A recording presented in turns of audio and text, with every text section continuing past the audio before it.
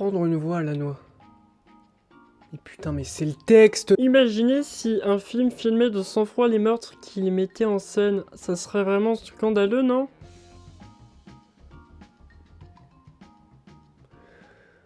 Aujourd'hui, dans 180 mm, éléphante ou pointer du doigt le problème.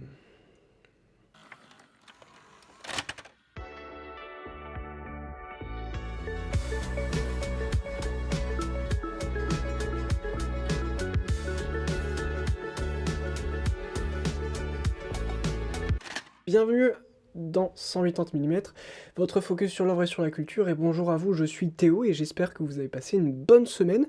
Aujourd'hui on va parler cinéma. Et en plus de deux films éponymes dont l'un a fortement influencé l'autre, Elephant d'Alan Clarke, puis celui de Gus Van Sant. Certains d'entre vous sont peut-être familiers avec l'Éléphant de Gus Van Sant, qui retrace l'histoire de la terrible tragédie du lycée Columbine, mais beaucoup moins, je pense, le sont par rapport au téléfilm d'Alan Clarke pour la BBC, en 89. Et ce téléfilm de 40 minutes aura fait chauffer les chaumières, car le téléfilm est une succession ni plus ni moins de 18 meurtres, en plan séquence, steadicam, pas de musique, quasiment pas de dialogue, et les meurtres s'arrêtent jamais, il n'y a pas de pub. C'est le genre de film dont il faut pas dire que c'est notre préféré, on est d'accord. Vous entendez déjà vous poser la question, c'est quoi l'intérêt d'un tel téléfilm et les critiques à son égard ne sont-elles pas justifiées? Avant de répondre à cette question, j'aimerais quand même dire que c'est cette manière de filmer que je trouve la plus intéressante et qui a influencé le film de Gus Van Sant. Le film, comme le téléfilm, montre froidement les meurtres commis, et l'idée derrière est à mon sens plutôt intéressante. Ne pas maquiller le meurtre, ne pas le rendre photogénique. Comparer des meurtres dans un film d'action, on ressent beaucoup moins la froideur et la cruauté des actes à ceux qui sont quand même des meurtres, je le rappelle, à ceux du téléfilm d'Alan Clarke qui ponctue chaque meurtre de longues secondes, montrant le corps gisant au sol, nous mettant presque le nez dedans. Même idée pour le film qui malgré tout ne montre pas les victimes avec autant d'insistance que le téléfilm, mais on reviendra dessus après. Maintenant, c'est quoi l'intérêt d'un tel téléfilm? On peut se concentrer sur le titre, Elephant. Ce que j'ai volontairement omis de dire, c'est que le téléfilm s'ouvre sur un carton disant For some of us, the troubles are the elephant in the living room. The elephant in the living room, traduisait l'éléphant dans le salon, est une expression idiomatique qu'on ne peut pas traduire, pas totalement du moins, qui décrit un problème que tout le monde peut voir, mais personne ne réagit ni ne s'offusque ouvertement. Et the troubles, c'est un foutoir pas possible. Je vais donc tenter de pas dire de bêtises. C'est un conflit armé entre loyalistes, avec l'aide du gouvernement britannique et de leur armée, contre les catholiques et républicains nord-irlandais. Vous connaissez sans doute le Bloody Sunday, ce dimanche de manifestation contre la répression des catholiques, donc pas de la religion majeure de la Grande-Bretagne, où le premier bataillon parachutiste britannique tire sur la marche pacifique de 20 000 personnes, prétendant riposter à des tirs de l'IRA, donc leur ennemi, tuant 14 civils. Et c'est bien ça, The Troubles. Les chiffres sur le conflit varient beaucoup, encore aujourd'hui, mais s'accordent sur environ 3400 victimes avec une grande majorité de civils. En clair, c'est un conflit incroyablement violent, avec son lot de tortures, de mauvais traitements, de jets de déchets dans la mauvaise poubelle, d'exhibitions de claquettes de chaussettes sur la voie publique, d'incendies criminels, de falsification de bulletins, d'exécutions et de meurtres. Bref, un foutoir. Elles se sont terminées environ en 2007, quand les milices paramilitaires loyalistes ont rendu les armes, les républicains nord-irlandais les ayant rendus beaucoup plus tôt. Donc dans un contexte de troubles, on peut comprendre la frustration liée au peu de retentissement, parce que ça reste quand même une guerre, donc du peu de retentissement médiatique du conflit. Bon, il y a bien Jean-Paul II qui a appelé à la fin du conflit, mais c'est le pape, c'est un peu son job, et je crois que c'est Bush... Non, c'est Bill Clinton qui a critiqué la réponse britannique en Irlande du Nord. Ça n'a pas fait grand bruit, ça reste des phrases. Avec tout ça en tête, analysons le métrage. J'ai déjà évoqué la manière de filmer de Clarke, mais il y a encore autre chose. Chaque scène représente donc un ou plusieurs hommes marchant dans divers lieux à divers moments de la journée pour se faire tuer ou pour tuer quelques instants plus tard.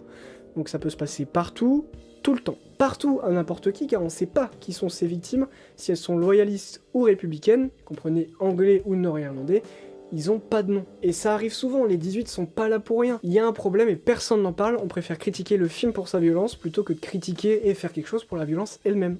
L'éléphant dans la pièce.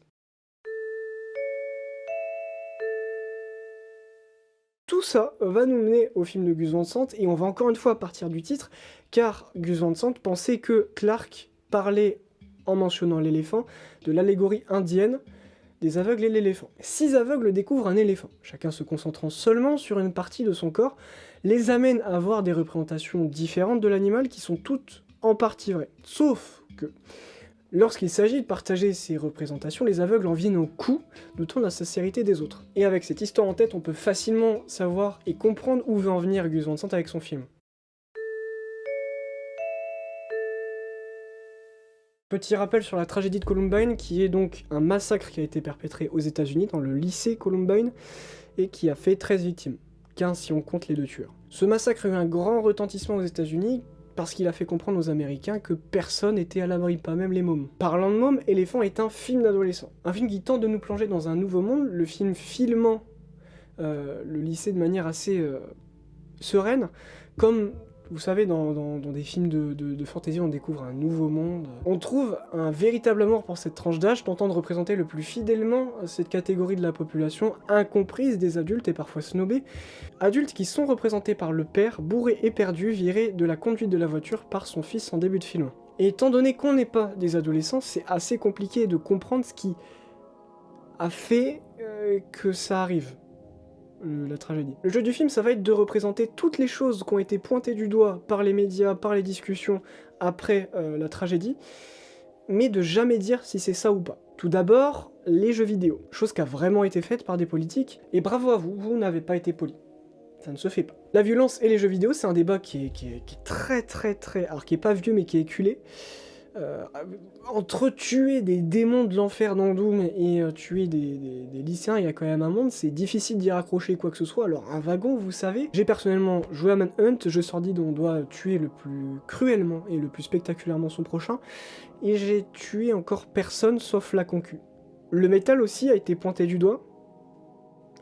Et le piano! Le piano alors, ça rend pas vieux! Et pointer du doigt la présence des armes et questionner leur accès, chose qui a été faite par Michael Moore dans Bowling for Columbine. Et enfin, sont pointés du doigt leur intérêt pour les thèses néo-nazis. Bref, vous voyez où je veux en venir. J'aurais juste clarifié quelque chose pour les certains qui ont vu le film. Dans toutes les choses qui ont été pointées du doigt par le film, il y en a une, que j'ai omis de dire, qui est liée à une controverse qui n'a pas lieu d'être. En effet, les tueurs, en prenant leur douche ensemble, essaient de s'embrasser. Certains ont vu ça comme le refoulement d'une homosexualité qui s'ajoute à la liste déjà longue dressée par le film, aux éventuelles raisons de leurs dérives et de leurs actes sordides. Même si, je le précise, le film ne présente aucun élément qu'on a cité plus haut comme étant effectivement une raison.